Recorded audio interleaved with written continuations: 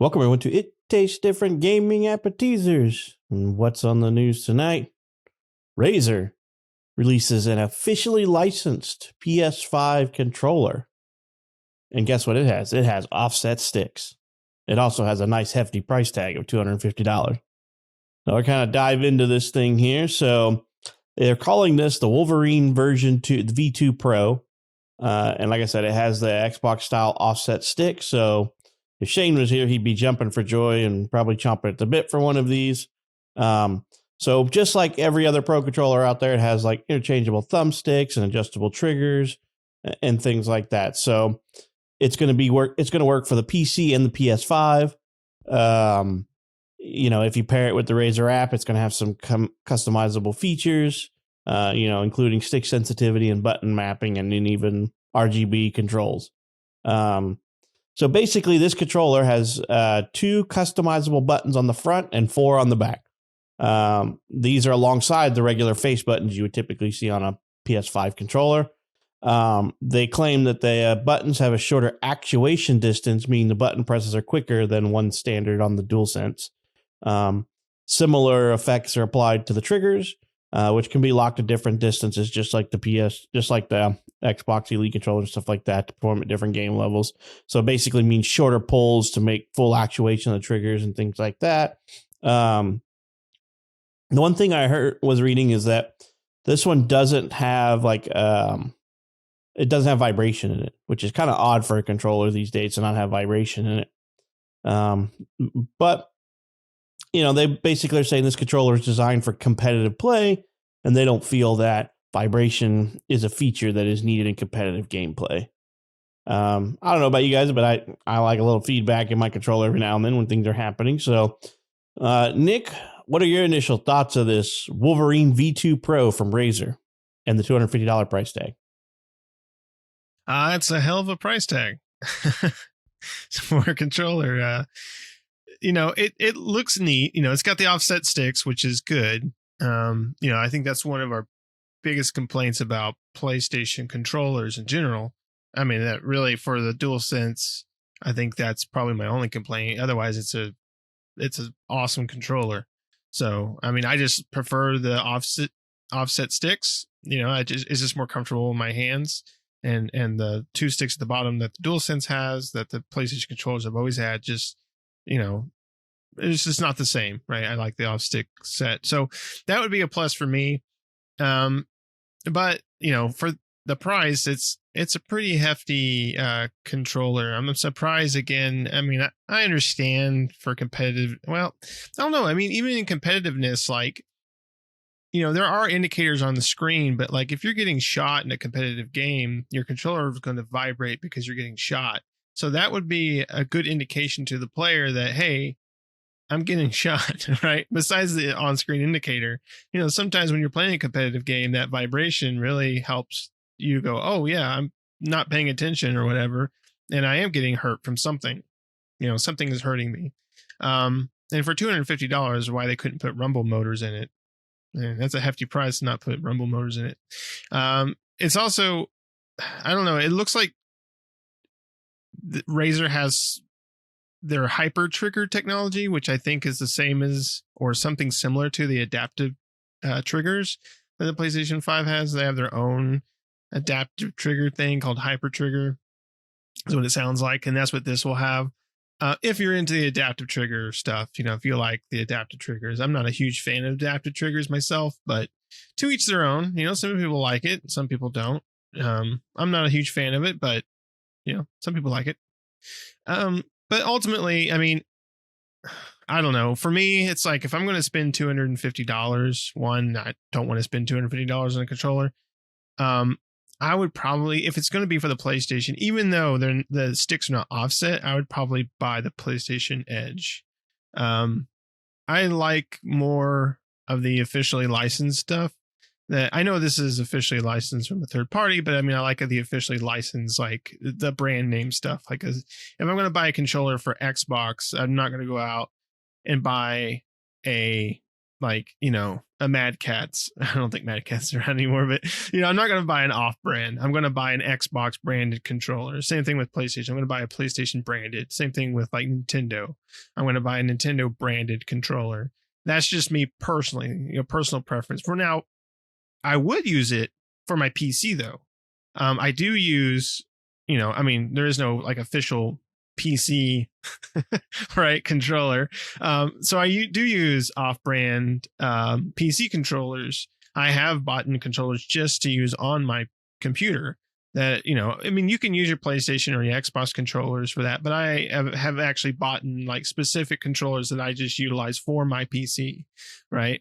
So I don't have to, even though it's not that difficult, but I don't have to Bluetooth it to an Xbox controller to my Xbox and to my PC, and PlayStation vice versa. I can just have one that's solely for my computer when I'm playing a game on the computer that plays better with a controller, right? There are a few games that I do have on my PC that I like to play that just work better with a controller. So if I were to buy this personally, it'd probably be mostly used for my PC, which it can do.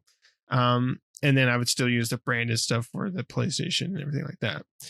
But, for PC, there are some cheaper and nicer options out there. They don't offer all the customization that these have. So if you're really into all the customization, additional buttons, the trigger pulls and all that stuff, then this is kind of like in a sense, like a Series 2 or a PlayStation Edge for your PC, right?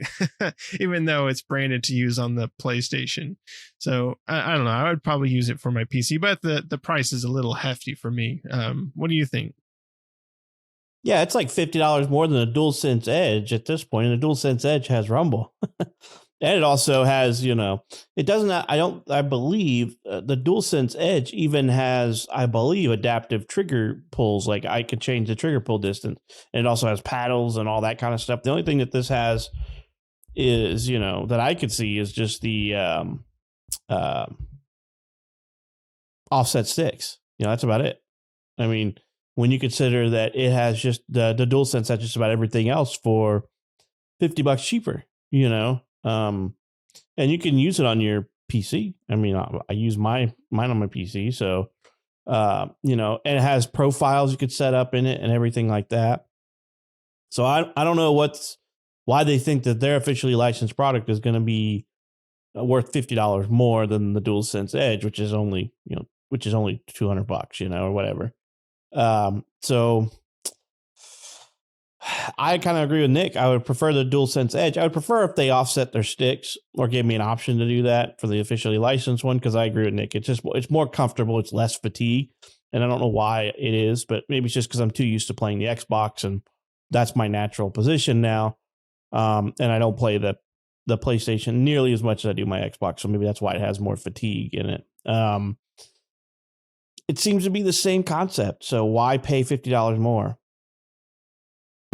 No clue why the Razer wants to do this, but they claim that there's some stuff in there that's designed strictly for gaming, and that's where they're coming from in this with their combination of electronic and mechanical buttons and stuff like that. They're supposed to be somewhat better. They can claim all that they want until we can see the specifications on is it really true, or what's going down with that. But I don't know. Is it really worth it? Do you need that, that 5 millisecond quicker response time, or I think it's 2 second quicker milliseconds response time than you would get with like another controller? To me, the only thing I see that I like on this controller, like I said, is the offset sticks. I also like how they did the buttons on the bottom. They seem to be in a better placement than like the PlayStation and the Xbox have it, because the PlayStation and the Xbox are using those paddles that are really close to the front and the back. And it looks like Razer moved these two little, a button and like a pull button closer to the middle, which I'm like, okay, that makes more sense, right? Because that's my biggest complaint. And I don't use the paddles on my Elite. And if I were to get a DualSense Edge, I wouldn't use the paddles either, because they're too close to the grips. And I have a tendency of when I'm playing, not pay attention and grip the grips a little tighter, than I should sometimes in heavier scenes or heavier combat situations. So that might be one of the benefits that Razer has over them, in my opinion, is the buttons, because they don't look like they're replaceable or paddles or anything. They're just like buttons, like almost in the middle. Like, that to me makes more sense. That way I have to reach for them, not necessarily be like all the way back on the edge of my controller and accidentally toggling those paddles. That's really one of the only benefits I could see outside of the offset sticks. And then they have, I don't know if you saw it, Nick, but on their controller, they have 2 weird buttons next to the bumpers. I don't know what that's all about. It looks like right in between the bumpers. So you have your bumpers. There's like another bumper out here. That would be even weirder, right? You're playing with your game and then you want to hit those center buttons. You got to kind of like move your fingers in. I don't know. They do appear to be a button on the screenshots they've got. So I'm not quite sure. Yeah, because it looks like they got L1, L2, and then I can't quite read what they have on that other one, if that's what they're calling L3 or something like that, because L3 typically on the Xbox and PlayStation is clicking in the thumbsticks. So it's odd. Yeah, they seem to have a button like kind of offset between the two. Between, you have your L1 and L2s, and then in between those, but offset towards the center, is another button on the top, and that's very strange. It's an LW L. Oh no, it's M1 and M2. M1 and M2. Okay, I couldn't quite make out what they were saying in there. So, yeah. So it's interesting. So I mean, I'd have to hold one in my hand, because the thing I like the most about the Elite and Elite 2 controllers is the heft and the weight that it feels in my hand. It feels sturdy. It feels strong. And then I want to hold the edge in my hands too, to see if it has that same heft and feel to it, and then the one thing that Microsoft's even gone further now is with the new things that they've got, controllers coming out, the Elite style controllers, you can customize the colors of them. And I'm like, that's a game changer for me, because I kind of hate that the DualSense Edge is only in white. And then, it looks like the same thing with the Wolverine version 2 Pro is all white. And now I can get like the Elite Style 2 controller from Xbox in multiple colors. So it looks like, the V2 comes in like, because they have like the V2 Pro, which is the one officially licensed for PS5, and it appears to be only white with like edge controlled RGBs around where like the grip is at. So just like the chroma for the Xbox S and S that they have. So I don't know. I just don't think I don't know. I'd have to, like I said, I really want to hold it to see how it feels. The offset sticks is very intriguing to me, but I don't know if it's worth $50 more than the DualSense Edge. That's just me. Yeah, I agree. I would like to hold it too. I would like to have. That's one thing about these controllers, all these different controllers, right? Unless you have a buddy that has one, like you have a Series 2. I don't have one. I will be soon though. a design labbed one, which I'm excited to get. But I've tried your Series 2 and I really like it. I like the heft. I liked how it felt and everything like that. And so, I've wanted one for a long time.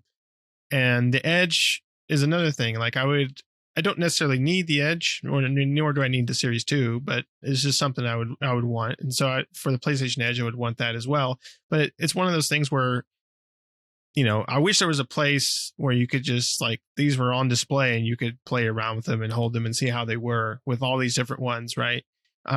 Best Buy would be the closest thing, but of course our Best Buy turned into a Dropbox only type of place, right? So, Walmart might have one sticking out there possibly, but that'd be about it for around here. But yeah, being able to hold it, right? That's $250. That's quite a hefty price to not be able to at least try the controller out. You might be able to go to a place that has a return policy though. So that way you could, but you would have to buy it, and then if you didn't like it, return it. But I guess that's the closest thing you could get to possibly checking out, see if you like it or not. And then, if the 14-day return policy or something, hopefully with open items, right? You got to make sure you look for that in their return policy. Can it be opened? Because some places it's like you can return it if it's not open. And it's like, well, of course I'm going to open it. But if you could try it out then and then return it, that'd be the closest thing you could get. But yeah, I would do the same thing. Like if I was going between an Edge, if I was going between the Edge and the Razer Wolverine, I would still get the Edge just because, again, like I said at the beginning, I like the more standard branded stuff. But you know, I would like to at least check out the Wolverine and see if it's, you know, worth the $250. Like, does it make a difference? Not in comparison to just the PlayStation controllers, but just comparison to like all customizable controllers and stuff. Is it the elite of the elite, right? Because even it's more expensive than the Edge, which we talked about, and it's more expensive than the Series 2. So, you know, it's got to have something that's better than both of those types of controllers. Right. For that price. Yep. I'm with Nick. And just for all those people out there wondering, Mad Catz still is in business and still makes controllers. They also make keyboards and mice and all that fun stuff. And they still have the turbo button. Well, they did make good mice. They made the Rat 7s or whatever. Those were supposedly good. I wanted one a long time ago, but I never ended up getting one. So yeah. Yep. They still make those. They still make the Rat style mice, you know, so they make mouse pads and keyboards and headsets and arcade joysticks and all that kind of fun stuff. So they still make stuff, and they still have see-through cases where you can see all the lights blinking and everything under them. You know, the controller you used to give your friend when they came over because you wanted the good controller. So, all right, Nick, you got anything else on this Razer controller before we go to the store to see if we can hold one? No, I don't think so. All right. Let us know what you think. Would you prefer the DualSense Edge, the official controller released by PlayStation, or the officially licensed Razer controller from PlayStation? You know, so Sony's officially licensing it to Razer. Are you an off-stick fan or not? Or do you prefer the PlayStation style where the sticks are not offset? Are you going to get one? Which one are you going to get? The Edge or this one? So let us know down in the comments. You know, we like hearing from everybody, seeing what everybody's thoughts are, you know, kind of seeing where we fit into the group, you know, where we fit in with all the other people out there playing games. So let us know down in the comments. And if you made it this far, don't forget to hit that subscribe button if you're not already subscribed. Don't forget to like the video and hit that bell for notifications. And we hope you enjoyed this video and hope to catch you in the next one.